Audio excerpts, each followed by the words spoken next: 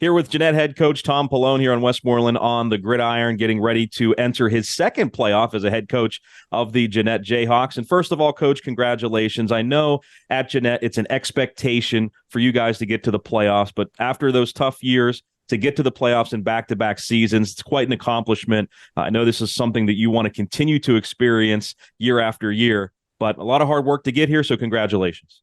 Yeah, thank you. Like you said, it's just managing expectation. We're glad to be here. Coach, tell me a little bit about what you expected. You know, after the loss to Clairton and the brackets were released the next day, Saturday, were you kind of anticipating the 11 seed and anticipating playing California, or did you not put a ton of thought into it as you went into Saturday afternoon there? Sure, not a ton of thought. Of course, we speculated on a couple different scenarios that would probably send us the Union was probably the most logical thing. But, you know, we got what I thought we deserved. I thought we got some respect, especially, you know, I guess we're the only third place team that got a conference champion. But, you know, we're excited. I mean, it's a tournament, like you say. You got to play the best to be the best. And it doesn't matter when you play them. And California's a dang good football team. Never getting ready to play on Friday. Well, let's take a step back before we take a step forward and kind of look at that Clairton game. I know that they're not, 46 points better than Jeannette. How did the game kind of get away from you? Because you guys got off to a great start. Yeah, definitely. We came out exactly where we wanted to go. We got out of our game plan a little bit with some injuries, especially to Peyton Moulter. He left the game, did not return. A couple of different scenarios where the game got out of hand and we started protecting some guys for the playoffs. So, we put that one behind us. I'm really pleased how our guys responded this week, especially coming off that loss. We got to be ready to play in those big games. I don't want to harp on it too much. I'll evaluate that after the season, because we did play for a share of the conference title. We weren't ready to go. So, I take responsibility for that. But, I'm very pleased how we turned the page and had, 3 solid days of practice so far this week. I was going to ask you, Coach, we talked last week before on the pregame show about how you guys were able to kind of reset after the loss to GCC.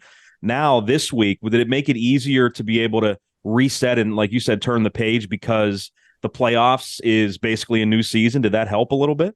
Yeah, definitely. I think it was a different tone on Monday. I think the guys were still down central on Monday. We kind of had to get them out of it as coaches. This Monday was more excitement. It's a natural, chapter turner, as you just mentioned. We reiterated, hey, you're 3-7 last year, you're 7-3 this year, total flip of the record, and that's something to be proud of. And it was an immediate focus on California. You mentioned Peyton Moulter suffering an injury. What is his status going into this week against California? Sure. Day to day, he had a good go today. We hope he's ready. And obviously, he has been such a factor for your offense. And I know we've talked about him many times. But, this being our playoff preview show here tonight, just talk about, his development from week 1 till now, the first round of the playoffs, and just, what the steps that he has taken, behind center and also on the defensive side of the ball when he's over there. Absolutely. I mean, my mind immediately goes back to the day I met him, Dan. I mean, we, obviously being an offensive guy and, me trying to put the pieces together for the systems we're going to run here at Jeannette. The day we met him to today, he's come such a long way as a quarterback and as a leader of our offense. I mean, his QB rating is 112 right now, just making sure that our offense is a positive situation based upon what we're getting, each week, every defense. We compete in a great conference. We have great non-conference opponents. We've gotten a lot of different looks, and he's really learned to dissect where we want him to put the football and to make sure that we're always in positive down and distance and get it to the guys that, the concept's called for. So he's come a long way. He's meant a lot to us. We hope he's ready to play Saturday or Friday against California. And defensively, like you said, I mean, there's been some ridiculous plays. I posted a YouTube video of him, strip 6, I called it. He got the Springdale quarterback. He stripped the Springdale quarterback. He discarded the Springdale quarterback. He picked it up and took it to the house. I mean, for a high school kid to do that, just ridiculous. Just the awareness to do that, So I'm hoping he gets what he deserves. We're pushing his college act, to colleges hard. He would be no doubt one of the top recruits. I would say at any level right now. For me going out on the road to recruit. And college coaches have to love his character too. Certainly just a great kid and has a great head on his shoulders. Hopefully he'll be able to play on Friday against California. And of course, when you look at a football team, you have to look at the backfield. And Noah Sanders has been such an integral part. He's had such a great season this year for you, despite still running, with one hand, one arm. How long did it take him to kind of adjust to that? And how has, when you evaluate him, his season has been in your eyes? Sure. I'm really happy for Noah the season he's had. And no, you got to know the kid. I mean, even when he has a smile, even when he had one hand, he's like, why aren't you guys passing it to me? It's like, no, what the heck. So yeah, he's played a different role this season, definitely at the running back position. It's obvious what he can do with the ball in his hand, and with the way the line is played this year, getting somebody like Noah Sanders behind that line is a special thing, So, he's like a two-headed monster with Michael Mason right now. As a running back, carries the ball a lot. Malter carries the ball a lot. But it is special when Noah Sanders touches the ball, and we want to get the ball, outside, inside, and with the run game. And he's a 1,000-yard rusher, Dan. It's great. It's great that we can say that now. With him passing the quarterstone, and he'll be in one of the categories with one of the great Jeannette rushers. All those guys that come and had 1,000-yard seasons at Jeannette. So we're happy for Noah. We're ready to see what he can do Friday.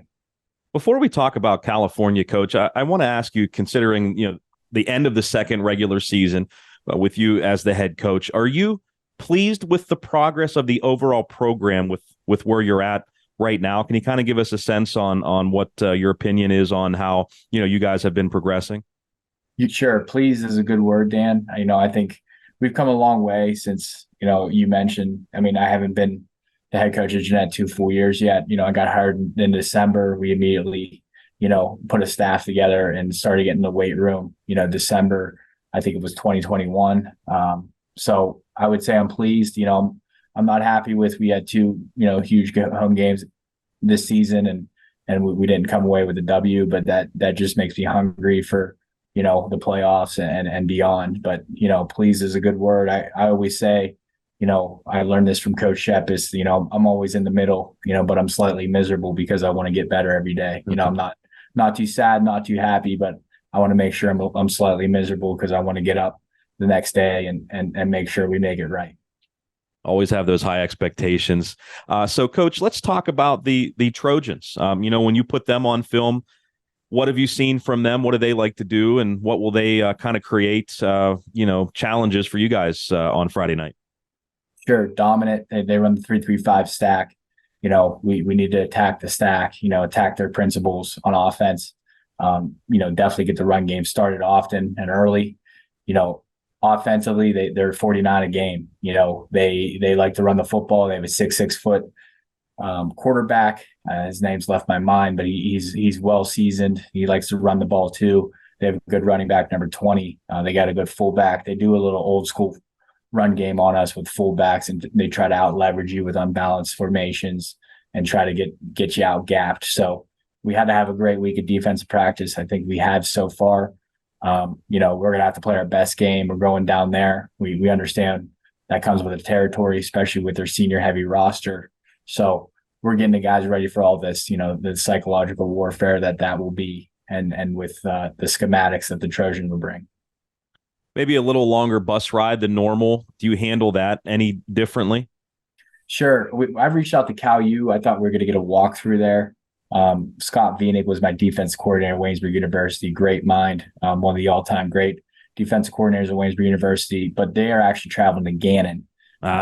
So we're going to miss out on that. But I think we're going to leave a little later, like 4. I'm a big proponent of not getting there too soon. I know that goes against a lot of coaches. But, I want to get there, get dressed and get the business, not let your mind wander too much. So, we'll leave at 4. We'll get there right at 4:50. We'll be on the field at 5:50 and get it rocking. Coach, it's always a pleasure talking with you. For those that are watching our Gridiron show that maybe don't know, we talk almost every week before the Jayhawks play and on our pregame shows.